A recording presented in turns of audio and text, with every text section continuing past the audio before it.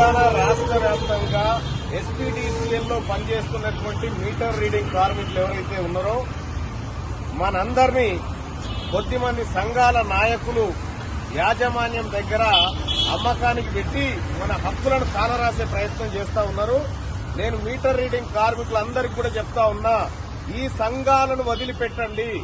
ఈ అమ్ముడుపోయిన సంఘాలను వదిలిపెట్టి నికార్సైన బిడ్డలు, నికార్సైన మీటర్ రీడింగ్ కార్మికులు ఎవరైతే ఉన్నారో వాళ్ళందరి తరఫున పోరాడడానికి నేను సిద్ధంగా ఉన్నా.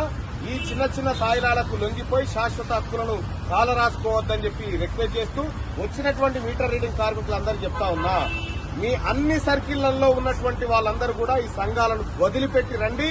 మీకు న్యాయం చేయించి మీరు కోరుకున్నటువంటి హక్కులను సాధించే దిశగా తీర్మానమల్లన్న మీకోసం ఈ రోజు నుంచి పూర్తి స్థాయిలో ఉద్యమాన్ని భుజానికి ఎత్తుకుంటా ఉన్నాడు. మీరందరూ కూడా రండి అని చెప్పి నేను అందరూ కూడా తెలియజేస్తా ఉన్నాను. అలాగే యథావిధిగా గత కొన్ని రోజులుగా మనం ఏదైతే మీటర్ రీడింగ్ విధులను బహిష్కరించినామో మీరు దాన్ని కొనసాగించండి. మీటర్ రీడింగ్ తీయవద్దు, మీటర్ రీడింగ్ తీయకుండా మనం సమ్మెలో కొనసాగాలి అని చెప్పి మీ అందరూ కూడా తెలియజేస్తాం.